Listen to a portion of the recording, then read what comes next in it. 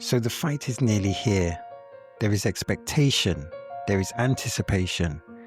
Their fathers, of course, were loved by the British public.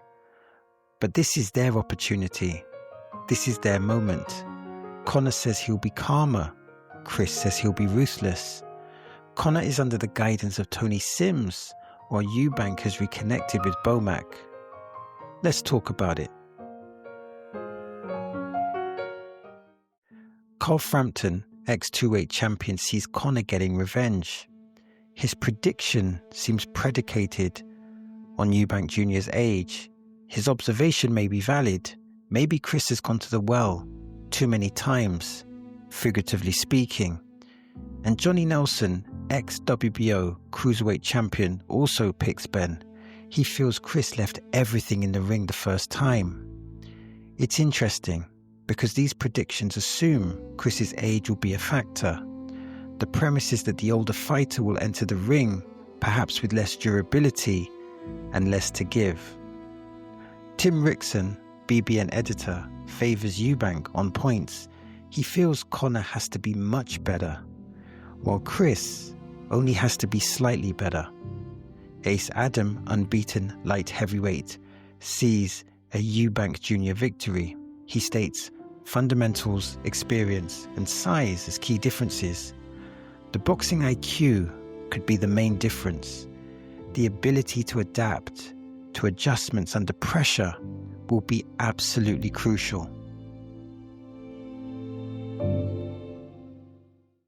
The question has to be asked, why did Chris change trainers?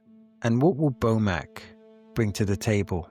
Considering Bomac's credibility, you would assume Chris will focus on boxing IQ. Also, you would expect him to be in great shape. Conor has Tony Sims, who is a respectable trainer. He has guided Conor throughout his career. From the outside looking in, they have developed a strong relationship. Also, Nigel Benn seems to be involved, and he brings experience and emotional support. Chris needs to maintain the effective double jab. This scores points and sets up the backhand. I think an outside fight makes this easier for Chris. The focus should be making this a battle of the jabs. Chris should dominate the clinch with his additional strength. Walk Conor back, push him back, utilize creative attacks, body, head, body, etc. The greater the creativity, the greater chances of creating a knockout opportunity. Conor would throw single left hooks to get on the inside in the first fight. I think either doubling the left hook or adding the left hook right hand would be beneficial. Conor needs to throw more effective jabs. These will create more opportunities for the backhand. Body work could be essential. He needs to attack Chris's body intelligently so that he does not get countered.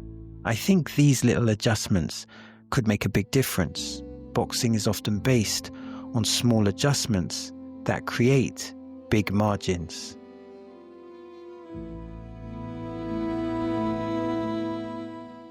The main variable, I think, is how Eubank handles the rehydration.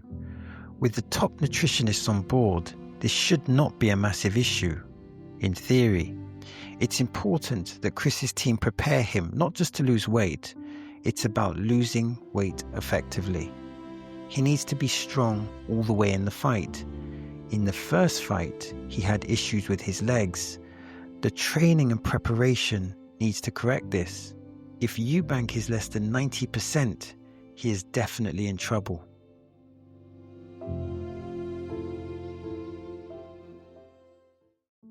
The main development is that Chris Eubank Jr. will become a father. This, of course, is great news. But how will this affect his performance? Will this affect his performance in a positive or in a negative way? Will he be more determined or will he be less determined? In fairness, maybe even Chris can't answer that question. Perhaps boxing was the purpose, but now he has a bigger purpose. The fight is ultimately entertainment, But now he is pursuing a family. A man with a purpose is a determined man, but surely that depends on what the purpose is.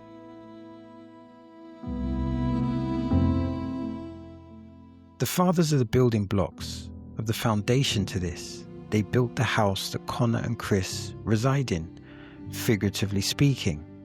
Chris Sr. is not involved in the inner working of the Chris Eubank Jr. camp.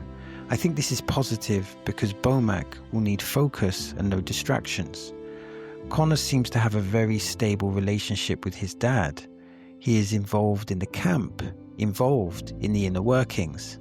It looks like Nigel knows how to function in a camp without being overpowering. He complements Tony Sims and does not conflict with his training philosophies. Of course, Eubank Sr. is a legend, but it feels like his personality would make it difficult for a trainer to have full control. This is not a criticism. If anything, it just emphasizes the power of his personality.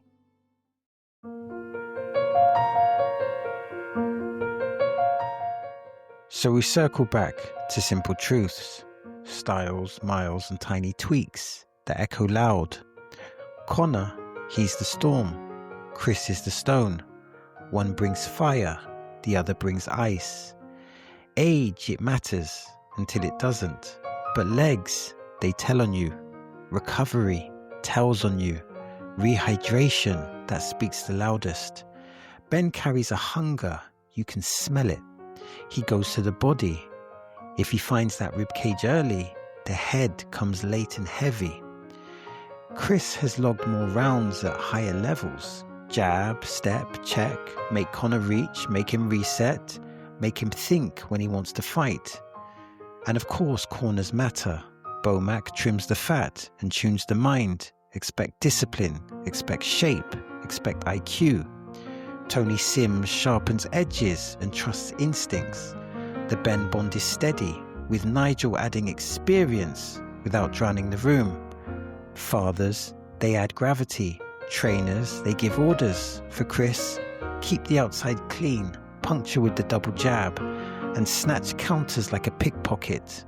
Make it long, make it neat, mute the exchanges, and bank the rounds. For Conor, double the hook. Jab with intent. Tattoo the body without getting picked off. Make it rough. Make it urgent. Drown the patterns. The new life gives Chris a mirror. Purpose can steady your hands or weigh on your lungs. Only the bell will answer. Early turbulence favors Ben. Late control favors Chris.